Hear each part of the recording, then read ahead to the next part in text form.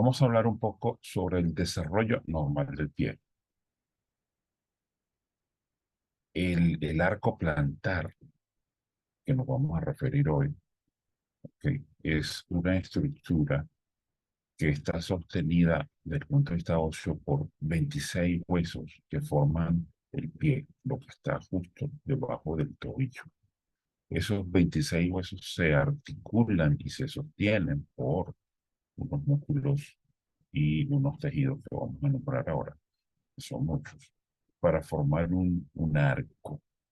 Y ese arco tiene apoyo en la parte anterior y en el talón, y es una especie de amortiguador, de manera que nosotros podamos caminar sobre terrenos irregulares, ¿verdad? Adaptándonos al terreno.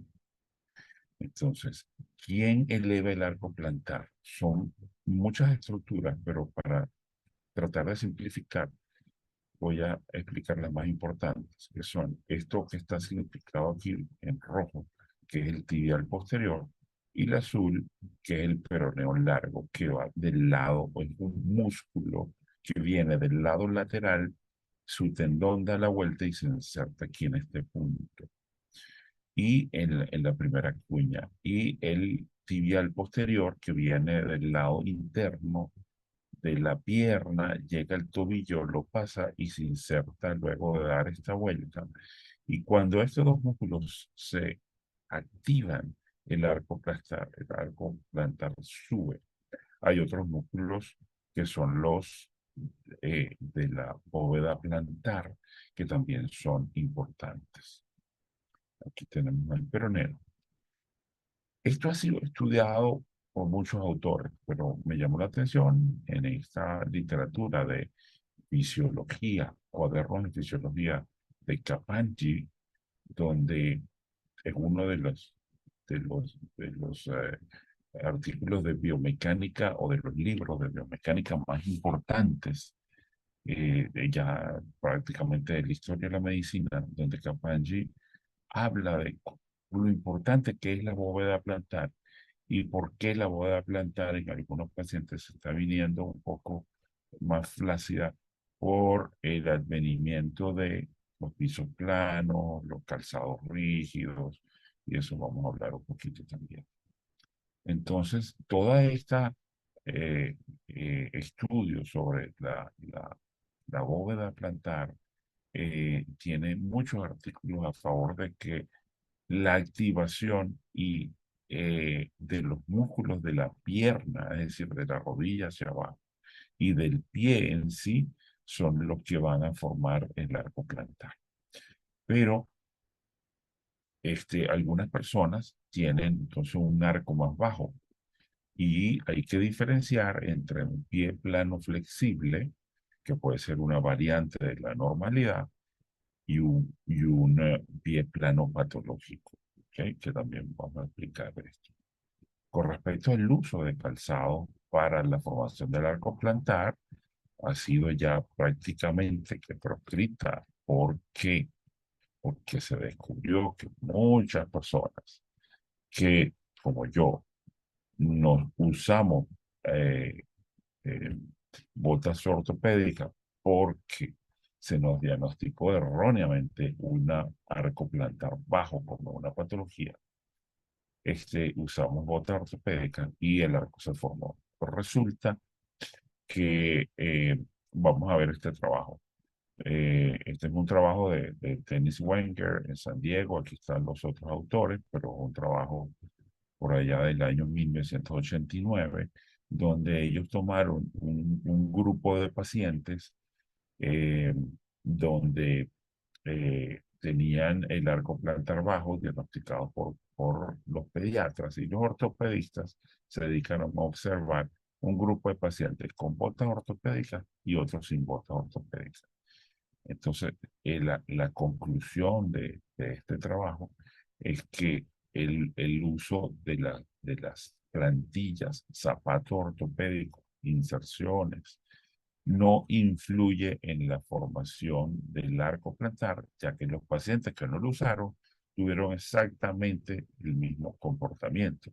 Es decir, las botas ortopédicas no influyeron, muchos pacientes elevaron su arco plantar simplemente con el tiempo y la edad, ¿no? Este trabajo muy interesante del año 92 de estos autores de la India, Rao y Joseph, eh, este trabajo donde ellos midieron la huella plantar, se dedicaron a medir la huella plantar en tres estratos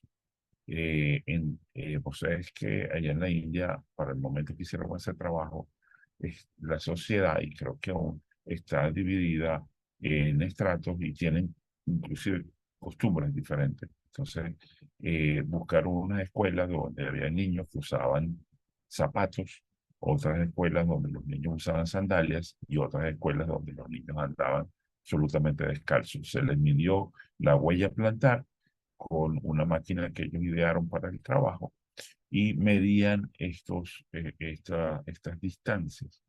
Y llegaron a la conclusión de que el usar calzados rígidos que usaban en estas escuelas eh, llevaba a un arco plantar más plano 4 veces más que los pacientes que andaban descalzos. O sea, que los pacientes que andaban descalzos tenían una huella plantar más parecida a esta que está a la izquierda y los pacientes que usaban zapatos tenían una tendencia mayor a tener un arco más bajo sin que llegase a ser patológico. O sea, es decir, que en los músculos de la pierna y del pie se forman mejor con la exposición a terrenos irregulares y el uso de andar descalzo, cosa que, bien, no podemos hacerlo todo el tiempo, pero razones de higiene y todo, que el mundo ha cambiado, ¿verdad?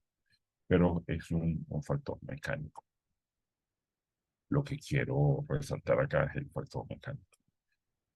¿Cuál es y por qué se usaron las botas? Es muy paradójico. Se usaron las botas, y yo busqué qué artículos científicos eh, promocionaban o estaban a favor del uso de las botas y conseguí estos tres artículos de Black y dos artículos de Borderland. Y resulta que los artículos son viejos y el método científico no se aplicaba tan bien como hoy en día. Estos trabajos hoy no podrían ser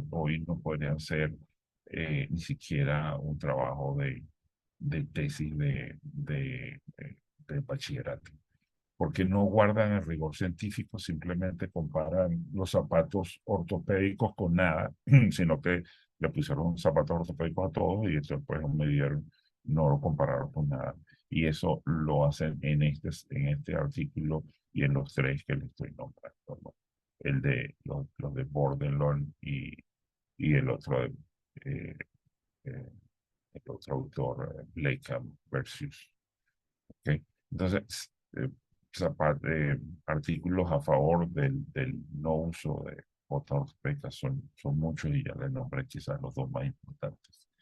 Entonces, es normal que el arco caiga un poco, que el talón se vaya un poquito inválido, pero nos corresponde a los médicos hacer la diferenciación entre un pie plano patológico, enfermo, o un pie plano rígido, doloroso, eh, porque hay patologías que producen eso, como un acortamiento del tríceps dural, un músculo importante de la pierna, una torsión tibial interna, la coalición o fusión de los huesos del tarso de forma congénita, el estragalo vertical con una variante de pie plano muy severa, la artritis reumatoidea, secuelas de artritis séptica y deformidades postraumáticas. Y hay muchas otras causas más que no están acá. Entonces nosotros tenemos que diferenciar esto, eh, pero la mayoría de los niños no tienen ninguna de estas patologías y el pie plano flexible se llega a hacer entonces un pie funcional. Entonces, ¿qué tipo de calzado deben usar para proteger el pie? Un calzado que tiene estas características debe ser flexible, liviano, amplio y plano, que yo denominé para simplemente mnemotecnia flat, flexible, liviano, amplio y plano, que es un calzado que se consigue en las tiendas normales y no se necesita ninguna indicación médica para esto. Eh, y protege al pie, que es lo que nosotros queremos que no se vaya a cortar eh, con nada que esté en el piso, ¿verdad? Entonces, el uso de las botas ortopédicas definitivamente no se deben usar. Ya hoy en día no tienen indicaciones, excepto algunas patologías muy extrañas y raras. ¿Eh? Entonces, recomendación de Kapanji y por supuesto mía es caminar sobre terrenos irregulares como ir a la playa, al río y caminar descalzo en la casa, hacer ejercicio, el ejercicio adecuado a la edad. Los calzados no deben ser eh, costosos, solamente deben tener las características que les indiqué. Y bueno, y esas son mis recomendaciones con respecto a la salud del pie. Muchas gracias.